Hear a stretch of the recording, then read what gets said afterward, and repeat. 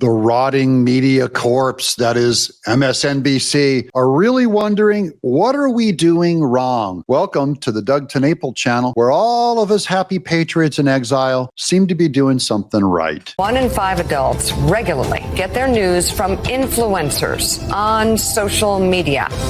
The number is even higher among younger Americans, with almost 40% under the age of 30 getting their news from those sources.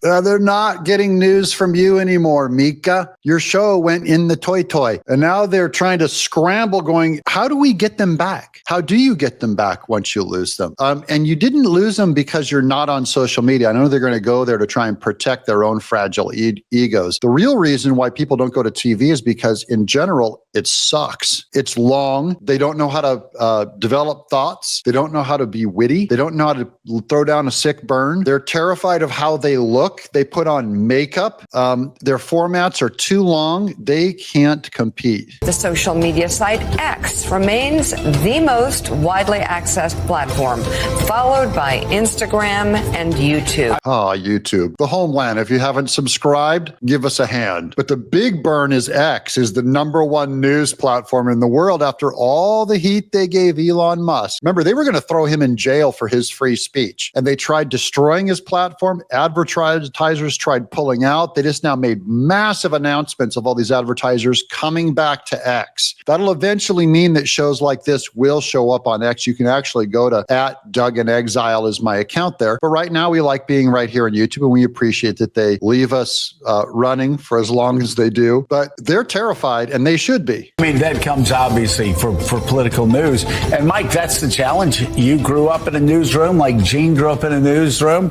I mean, that's a lot of challenge. That's a challenge for a lot of mainstream media sources is, do they make themselves relevant again? You'd be more relevant if you told the truth. Maybe if you even had both sides come in and give their side of it. You're irrelevant because your information is not interesting and it's not valuable. You can't force people to come and pay you with their valuable lives, their time. That's what we do here. You watch me and I take a percentage of your life. It might only be 5 minutes, but I'm going to make sure it counts. So here, 20% of adults who actually get influencers on social media. I like how to them it's like a National Geographic, exploration into the Congo. This thing called social media.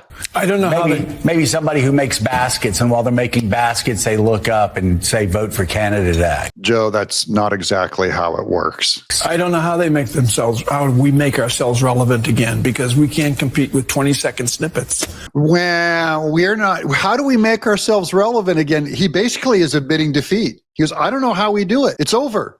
Okay, quit. On an iPhone, walking up the street, morsels, getting your entire news digest of the day in less than a minute on your phone as you're walking under the crowd with coffee in one hand and your phone in the other. I don't know how we catch up to that. He's making a great case going, in 1 minute you can get all your news on your phone while you're eating crumpet, and half of his audience are leaving MSNBC right now going, wait, we can get all the news we need in a minute? Goodbye. And they're all shutting off the TV. Half of the other show hosts there practically left the room while he said that. The younger voters would be more interested in getting an entertaining 20-second news snippet than watching a cable news show for 4 hours from 6 a.m. to 10 a.m. They're laughing and they're absolutely destroying themselves. Why would someone watch this show? They're essentially saying, we agree. If I knew the answer, I would implement it immediately, right? And reverse this.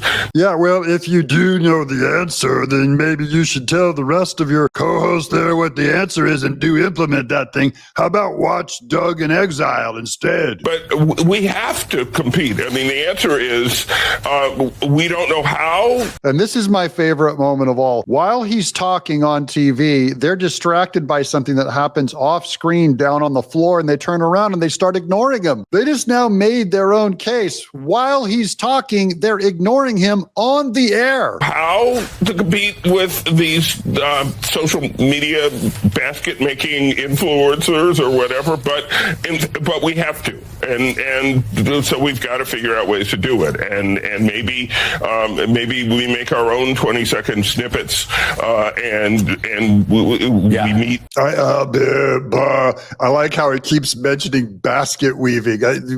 Basket weaving. I guess he's going to go. We have to start doing 20-second snippets of us basket weaving. That's the answer. Viewers where they are. We meet news consumers where they are because they're not here. And that's the problem. Oh, yeah. It's starting to hit them. You're only about 4 years too late, but they're starting to look inside going, they're not here. And they bloviated, by the way, for that's like 10 minutes. They're like, blah, blah, what are we going to do? And everything they said was just an admittance of why are people here watching us? Well, I know why you're here watching us, and you're a part of a great community. Don't forget to check in and leave a comment below. Leave a thumbs up. This goes both ways, guys. It's not just me talking and preaching, okay? This is a community, and that's one thing MSNBC can't do, is that you can't talk back. You can talk and share what you think with your friends in the chat. I'm Doug in Exile.